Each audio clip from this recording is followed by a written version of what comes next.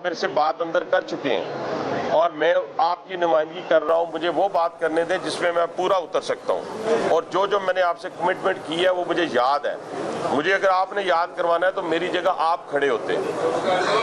मैं सिर्फ गुजारिश आपसे ये करना चाहता हूं कि बाकी जो इश्यूज हैं जिसके लिए हमें एक मीटिंग दरकार है, अभी देखें ना 80-90% तो आपके इश्यूज हल हो गए।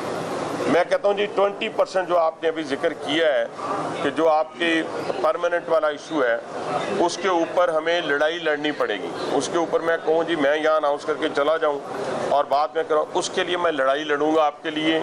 जैसे मैंने स्ट्रेटेजिक एसेट के लिए अपने वज़ीर आज़म साहब को जब दरख्वास्त की, और ये शायद कल मैंने जिक्र किया था इसका, कि सबसे बड़ा इशू आपका ये था कि रेलवे का स्ट्रेटेजिक एसेट वाला हमारी जो बात है वो मान ली जाए। वो मैं शुक्रगुजार हूँ वज़ीर आज़म पाकिस्तान का शहबाज शरीफ साहब का कि उन्होंने इस चीज़ को मान लिया है।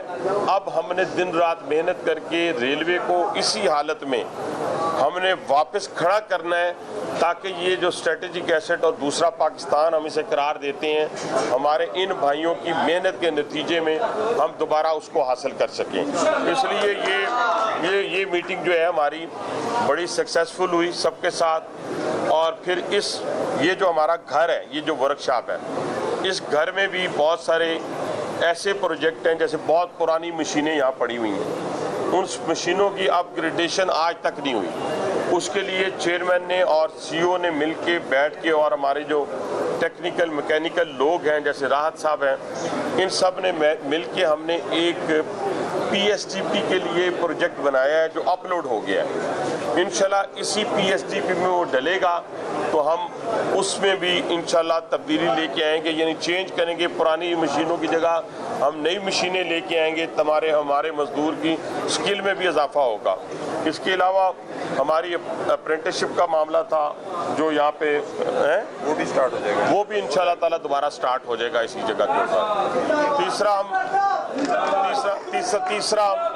तीसरा देखिए, ये सामने मैंने बहुत सारी जगह देखी हैं, शॉप्स देखी हैं।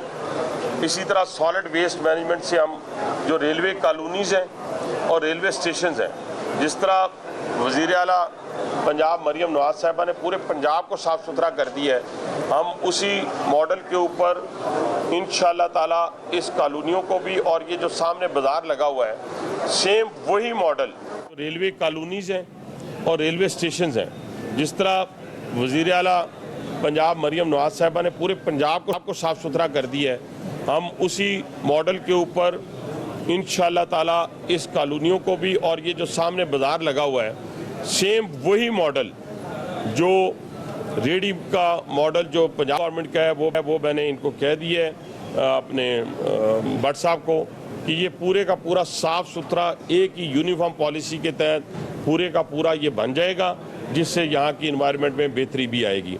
मैं आखिर में नहीं, अब दोबारा बात वही शुरू करने लगा हूँ कि ये पाकिस्तान हम सब के लिए बड़ा अजीज़ है। यहाँ से शुरू करें, यहाँ से कोई सहाफ़ी है, कोई पॉलिटिशियन है, कोई मज़दूर है, कोई ब्यूरोक्रेट है।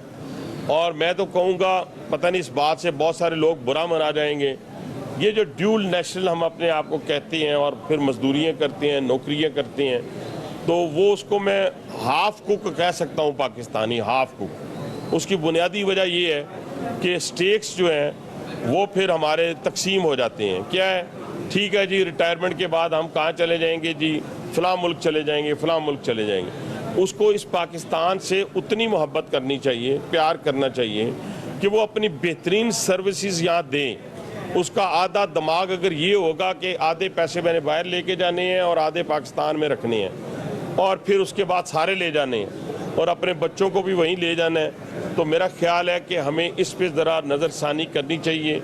हमें देखना चाहिए कि पूरे पाकिस्तान के अंदर जो भी, जिस कैटेगरी में भी कोई आता है, जिस कैटेगरी में, मैं एक एक का नाम नहीं लूँगा, हमें उसका इजहार करने के लिए चाहिए कि हम पूरा वक्त पाकिस्तान को दें, पूरी सलाहियतें पाकिस्तान को हम उठाएंगे। आप जहां मर्जी चले जाएं, जितना मर्जी पैसा लेके चले जाएं, लेकिन वहां पे आपकी हैसियत सेकंड ग्रेड नहीं, थर्ड ग्रेड की होती है शहरी की हैसियत से।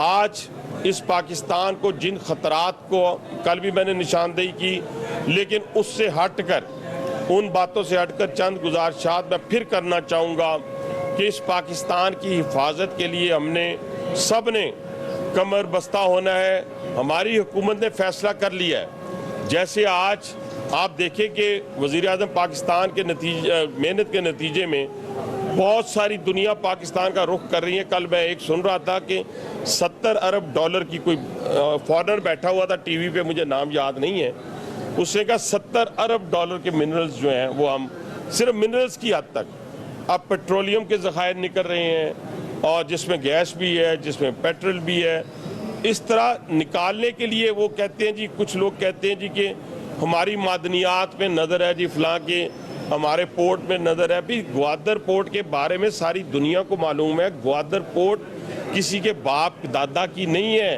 ग्वादर पोर्ट पाकिस्तान की है, जो 1958 में हमने पैसे दे के खरीदी है, ओमान से हमने पैसा दिया है।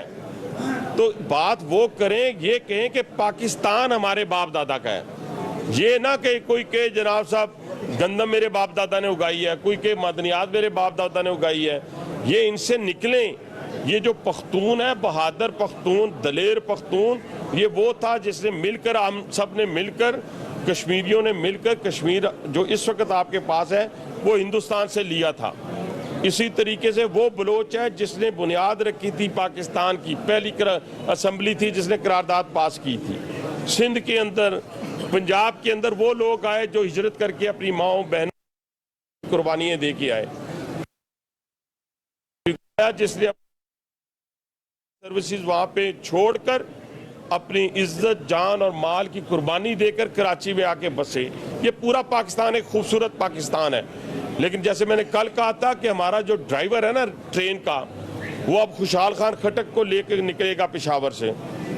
वो जो जाफर एक्सप्रेस का मेरा ड्राइवर है, जो बुलान का मेरा ड्राइवर है, तो वो इतना दलेर है, वो इतना बहादुर है। तो पाकिस्तानी कौम जो है अल्हम्दुलिल्लाह वैसी है, वो पाकिस्तानी कौम में से है।